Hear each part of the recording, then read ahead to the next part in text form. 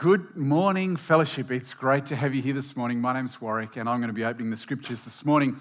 And I don't know if you realised it by accent, I'm actually an Australian. Yep.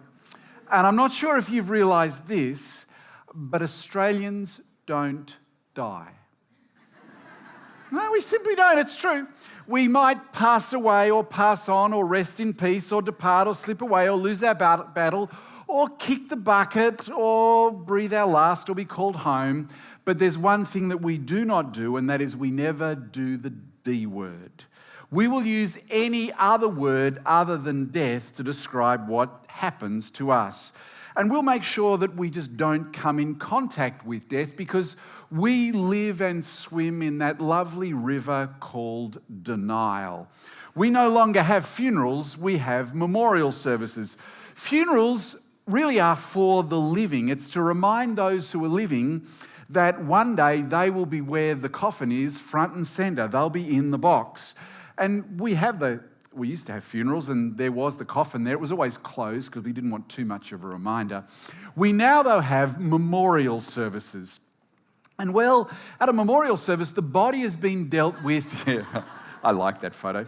And at the service, the person who has, well, we don't say what's happened to them. Well, at the memorial service, we remind one another of just how fortunate God is that they have such a perfect example of a human being now dwelling with Him, no matter how much of a wretch that person may have been in real life. Australians also are never terminally ill. No, we fight cancer. Right? We are determined to beat it. We're positive we are going to beat death, no matter what medical science might say.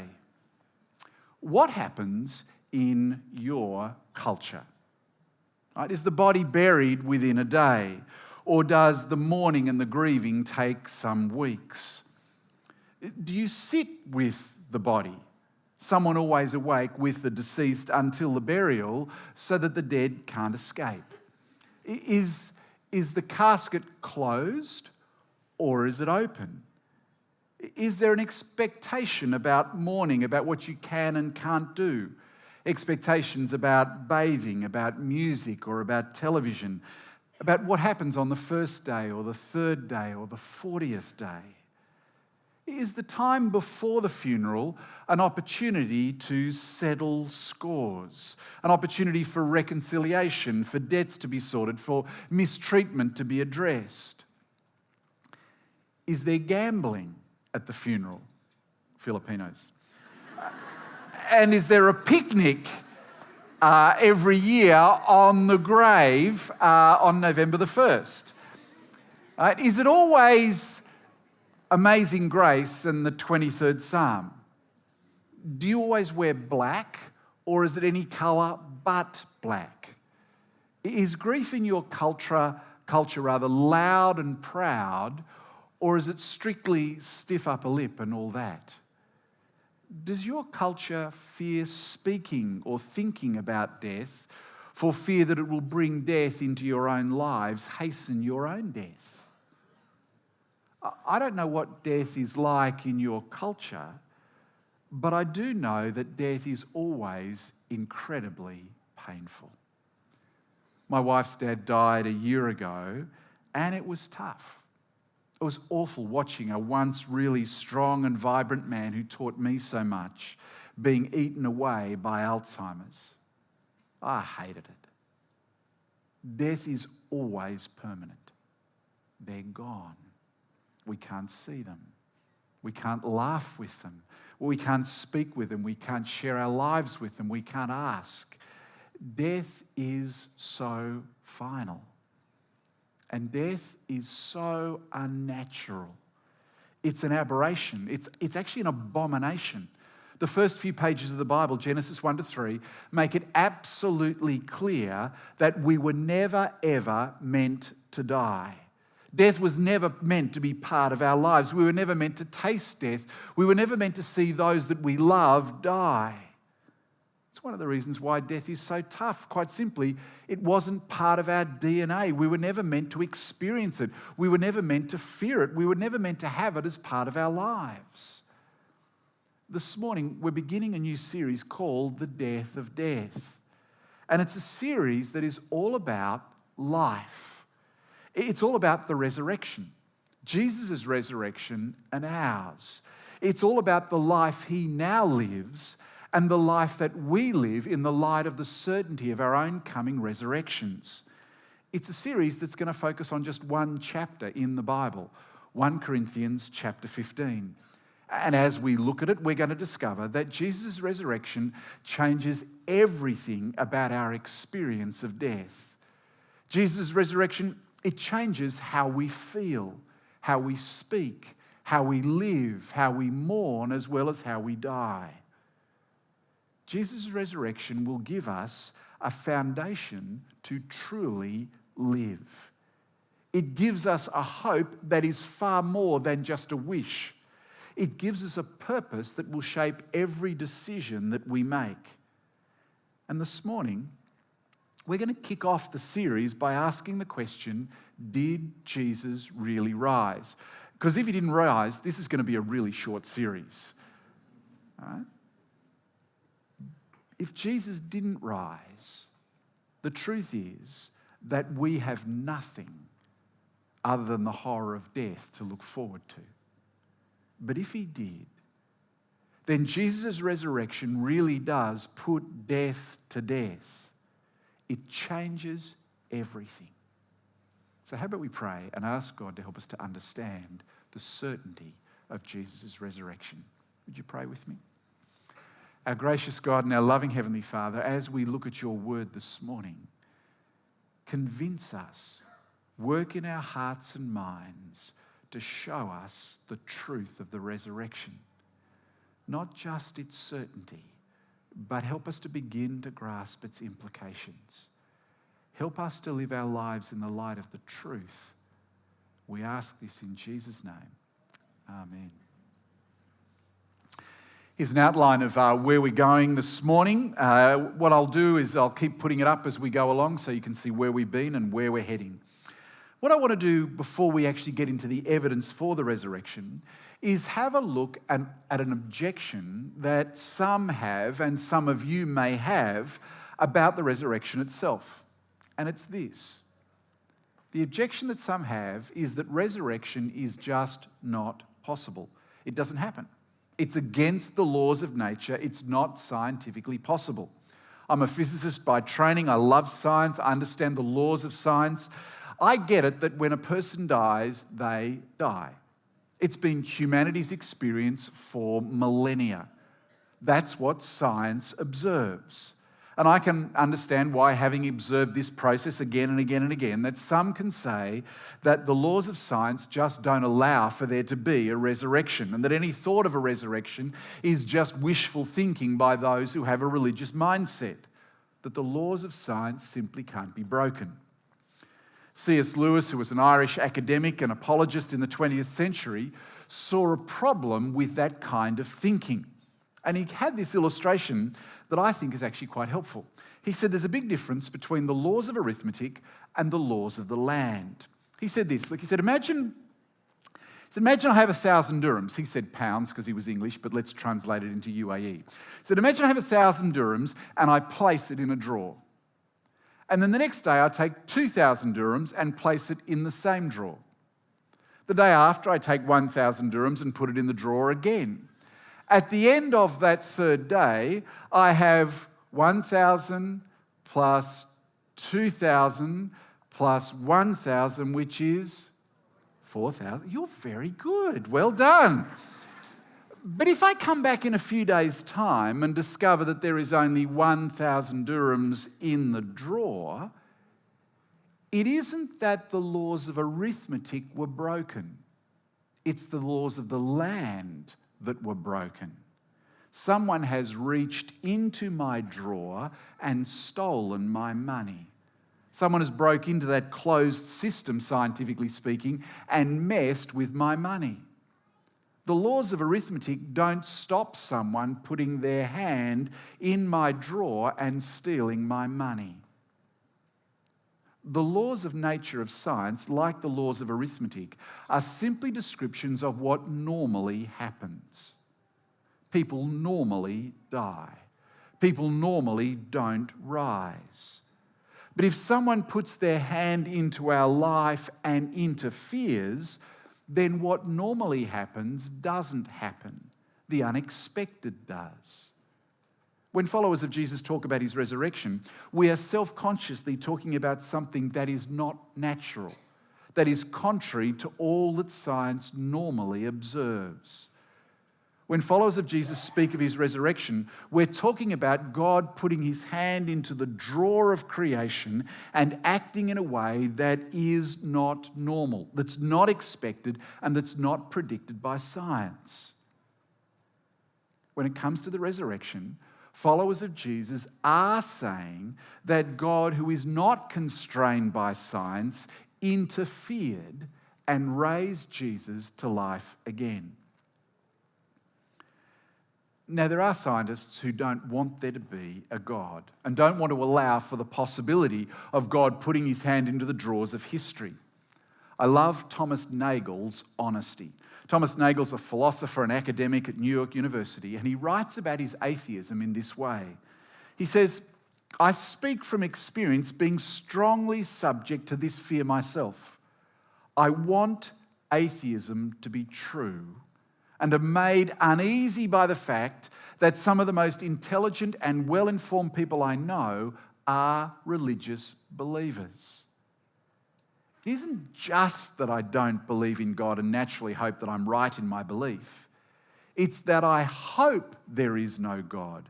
I don't want there to be a God. I don't want the universe to be like that." He's saying, I don't want there to be a God who can put his hand into the drawer of history and does what science says is impossible. I don't want it to be true. I don't want the universe to be like that. What about you? If you have doubts about the possibility of the resurrection, is it because you don't want there to be a God who interferes and who might just interfere in your life as well?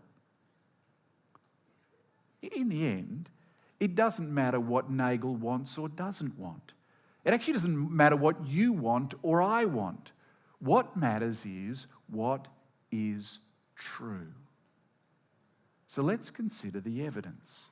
Let's think about what is true. We're at point 3 on the outline. The first piece of evidence that I want to put before you is a little bit out of left field, but it's actually important. And it's the observation that religious people of Jesus' day didn't expect miracles. When we speak about the resurrection, we are speaking about a miracle. And a number of people write off the thought of a miracle because they think that the people who lived in the first century were kind of soft in the head and easily fooled.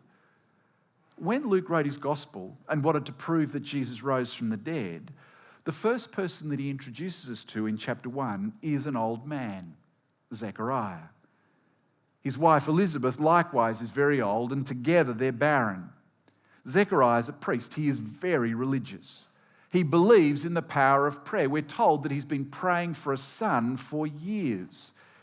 Yet, when an angel appeared to him and told Zechariah he'd have a son, Zechariah's response was, "No way, Buster."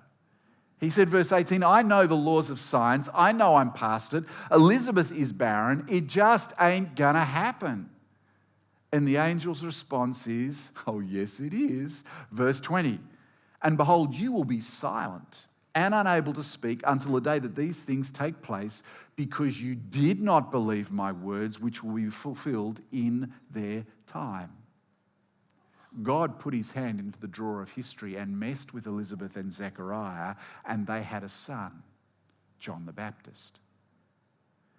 People living in the first century knew how things worked. They knew what was normal, they knew what was natural, and they expected the normal and the natural. They were as surprised and flummoxed as we are when God intervened in their lives. And so when we read the accounts of God's hand intervening in history, remember that if you're skeptical, so were those who first witnessed the events and heard about them. They were skeptical because they weren't normal, they weren't expected, but the evidence points to them being true. The next piece of evidence I want you to factor in is that God has been promising that he would do this for well over 1,000 years before the resurrection took place. Paul, who wrote 1 Corinthians 15, which is the passage we're going to be spending the next 6 weeks in, wrote to a Greek city in Corinth, and he knew this, and this is what he wrote. Have a look at chapter 15, verse 3. He says, For I delivered to you as of first importance what I also received, that Christ died for our sins in accordance with the Scriptures, that he was buried, and that he was raised on the third day in accordance with the Scriptures. That is, God had promised hundreds and hundreds of years before the event that he would put his hand into the drawer of history and not only have Jesus die for our sins, but also raise him from the dead. Now, one of my favourite passages that deals with that is Isaiah chapter 53. And early on in Isaiah chapter 53, Isaiah describes Jesus' trial and crucifixion in quite poetic language. And then he says in verse 10, speaking of Jesus' death over 700 years before it happened, yet it was the will of the Lord to crush him, that is, to crush Jesus. He has put him, Jesus, to grief when his soul makes an offering for guilt. That is, an offering for guilt, an offering for sin, that is where somebody dies. When Jesus pays for your sin and mine through his death. And yet in the next breath, look at what Isaiah can write. He, Jesus, shall see his offspring. He shall prolong his days. The will of the Lord shall prosper in his hand. How does Jesus see his offspring if he's dead? How does he prosper? How are his days prolonged? Only if God raises him from the dead. And then there's verse 12. God says, therefore I will divide him a portion with the many. He shall divide the spoil with the strong. In the future, this one will be rewarded. Why? Because, verse 12, he poured out his soul to death and was numbered with the transgressors. Yet he bore the sin of many, and notice this, and makes, present tense, intercession for the transgressors. How does he get rewarded if he's poured out his life to death? How does he receive a reward with the spoil if he's dead? How does he make intercession if he's dead? Only if he's been raised from death to life. Isaiah 53 is just one passage. You can look at Psalm 16, you can read Jonah. There are a number of places where we can go that all point to the promise of God that he would raise Jesus from the dead.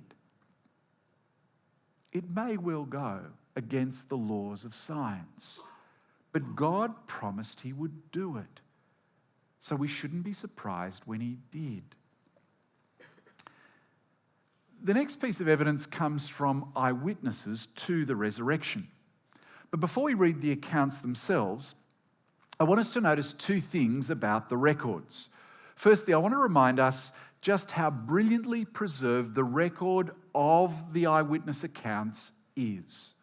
Bill showed us a graphic like this one last week. It's a list of some of the great historians of the Greek and Roman world and what they wrote, when it was written, and the date of the earliest copies that we have. Historians today in the 21st century pore over these works. Now notice, there's a minimum gap of 400 years from when it was written to the earliest copies that we have. Most are well over 1,000, 1,300 years. But notice this. 21st century historians believe we have accurate copies of what was originally written. Now compare the New Testament documents. We have fragments, that is, pages of books or parts of pages that date from 50 years or so after they were originally written. We have complete copies of New Testament books or letters that are 100 years or so after they were originally written. We have a complete copy of the New Testament that is from about 225 years or so after it was finished. I've seen it personally. It's called Codex Sinaiticus. Anyone, you, me, anyone, can walk into the British Library and then immediately turn left into the rare books room, and there is Codex Sinaiticus on view. You can go in there and read it. I have. Right? Notice the column on the far right. Look at how many copies we have. Down the bottom, over 5,000 early fragments, books, or copies of the New Testament. That is an overwhelming number. Notice that it is more than any other book from antiquity. If historians are confident that we have what Homer wrote, we can be overwhelmingly confident that we have what the writers of the New Testament originally wrote. We don't have something that's been changed again and again and again over the centuries. The second thing I want you to notice about what they wrote is this. What we have in things like 1 Corinthians are letters. And when it comes to establishing what happened in history, historians love letters because letters are one part of a two-sided conversation. Letters presuppose that the reader recognises what the writer is writing about, especially when they share a shared experience. Listen to the way that Paul appeals to a shared experience in the Corinthians case. He says in verse 1 of chapter 15, "Now I would remind you, brothers, of the gospel I preached to you, which you received and in which you stand, and by which you are being saved, if you hold fast to the word I preached to you, unless you believed in vain." As Paul writes, he's asking his readers to remember a particular incident. He's preaching, he's speaking to them. But it's not just that he preached, it's also the content of his preaching.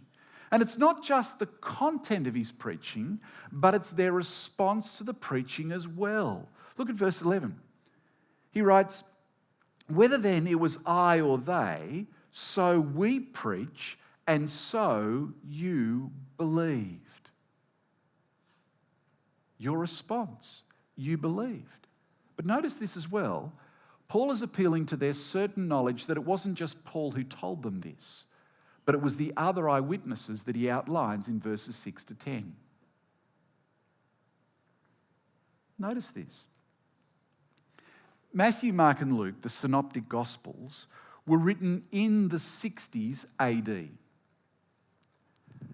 Paul's letter to 1 Corinthians was written in the spring of 55 AD, and it refers to Paul's visit when he was with them in 50 AD. That is 20 years max between his visit and when the events themselves took place. That is incredibly close. And notice this also. Because they're speaking about a shared experience, Paul expects them, when he writes to them in 55, to nod and remember what he did with them when he was with them in 50. If what Paul writes in 55 isn't what actually happened in 50, they would have scrunched up the letter and tossed it out.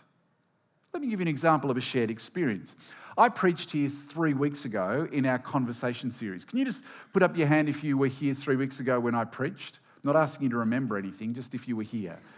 I need your hand really high. If you were here, hand really, really high. All right, that's excellent. Keep them up there for a minute. Keep them up. If you weren't here, just have a look at who was, because I want you to watch them. All right? 3 weeks ago, the hand up people and I, we shared a common experience. What I'm going to do is I'm going to show them a slide that we saw 3 weeks ago. If you weren't here, watch the people who were's reaction to the slide. You ready? Let's have a look. Where's the slide? I introduce you to the hand.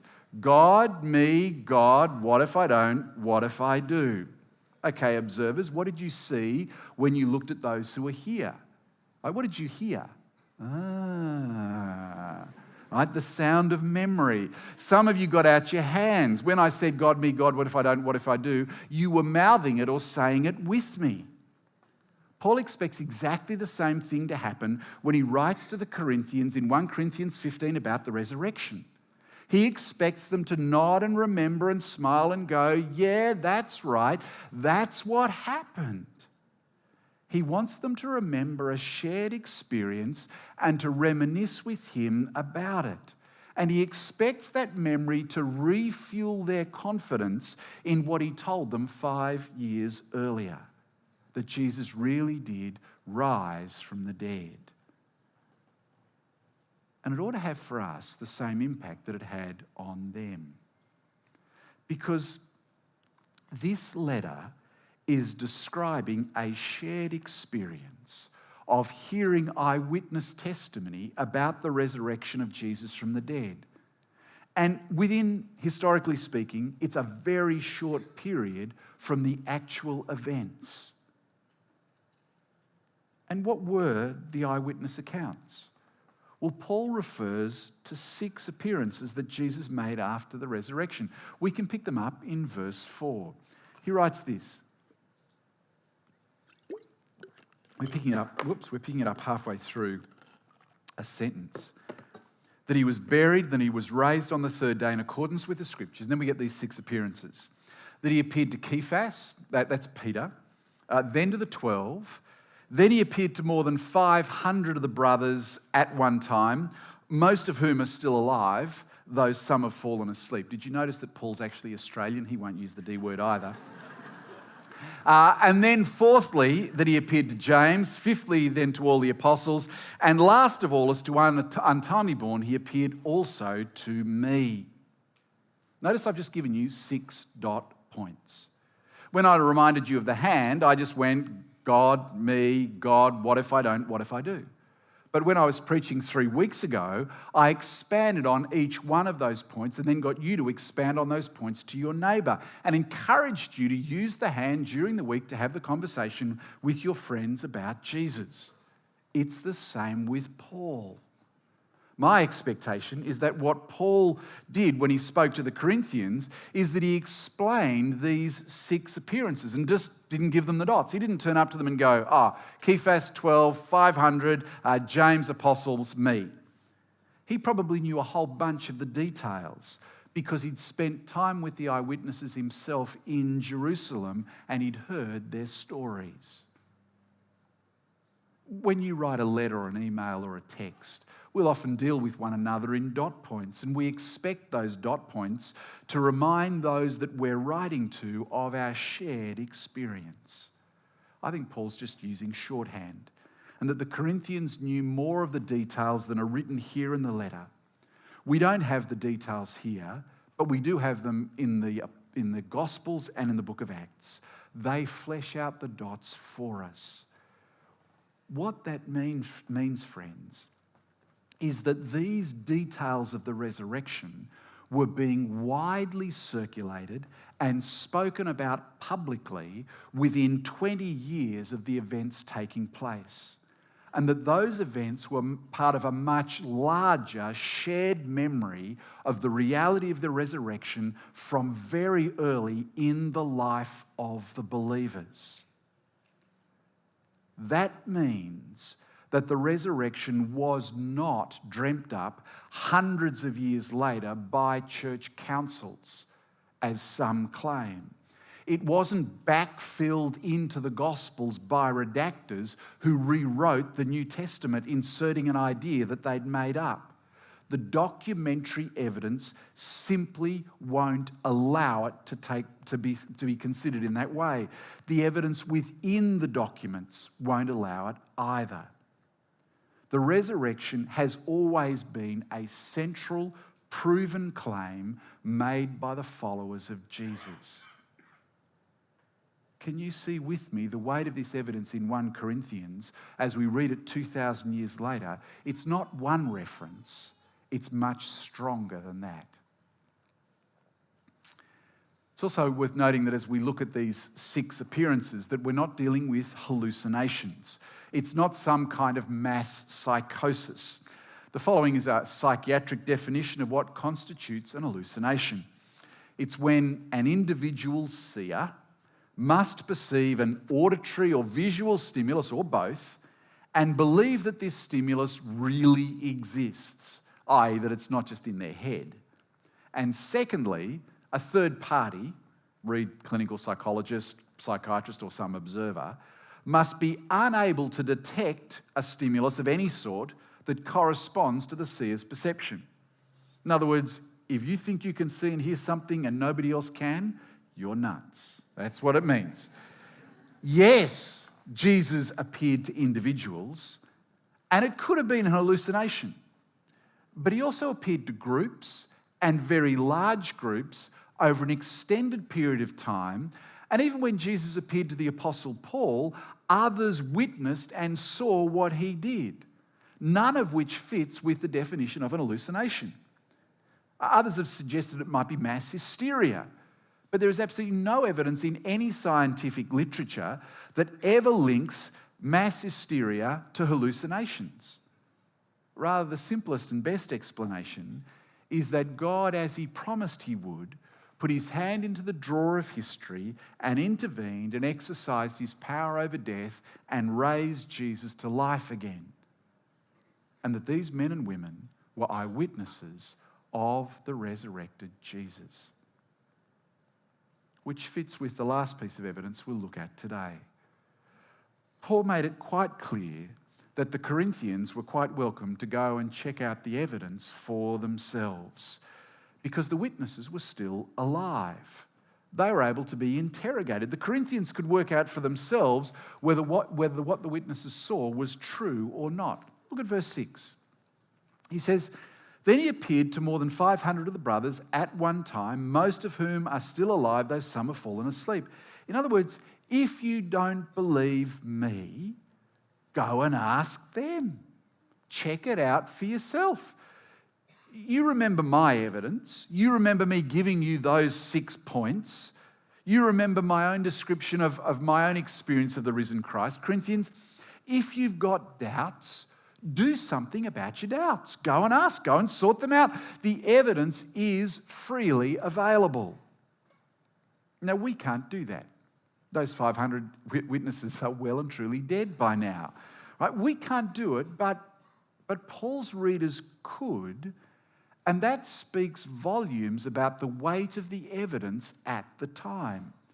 It speaks of the robustness of that evidence, of its ability to be independently verified, and of Paul's confidence in the evidence.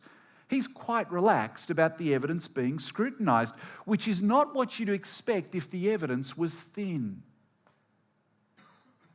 Now, all I've done this morning is just give you a taste of the evidence that's available, that points to the certainty of the resurrection. If you need more, check out The Case for Christ or the movie. Like, you can watch it movie or books. If you're a book people, read the book. If you don't read, watch the movie. All right? Lee Strobel was an award-winning journalist, and he was an atheist. His wife became a believer. That so unsettled him that he set out to prove that his wife had been duped.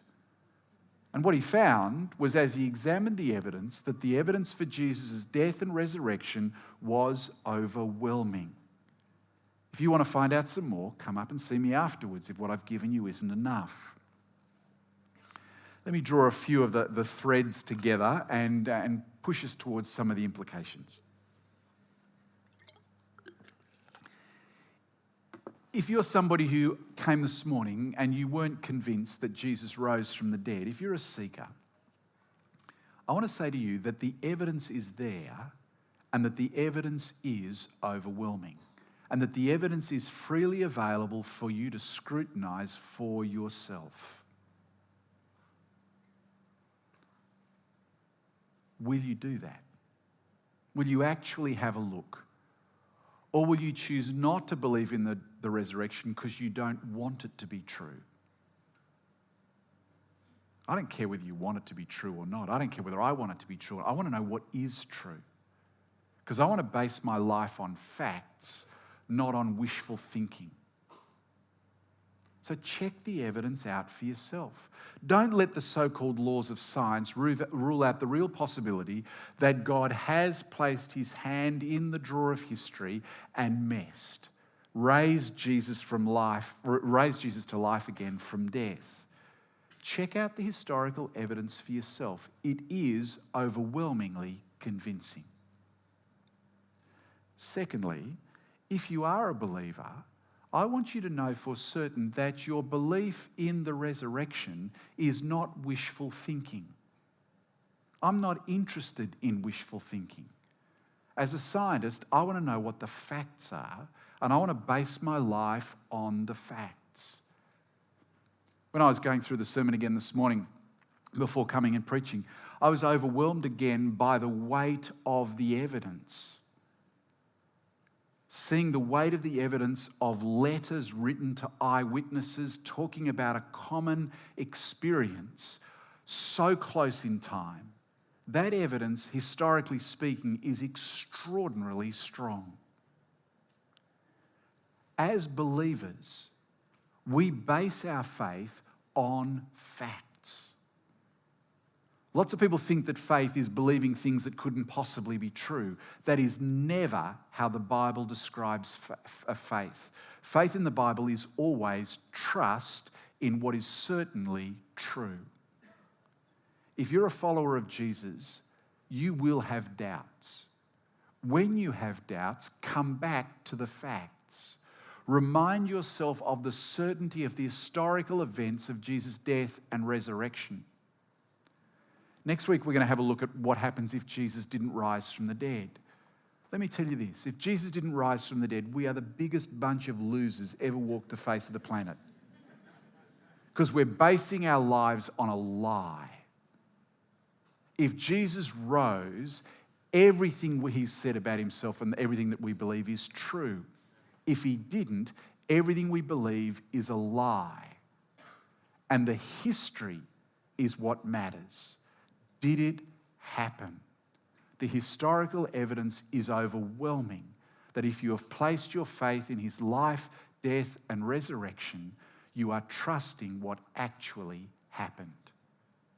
And if you haven't done that yet, you are trusting your life on something that is a mirage. If you're not yet a follower of Jesus because you don't believe in the resurrection, your lack of belief is not because it's not true, it's because you haven't explored or have chosen to disbelieve the facts. Look again.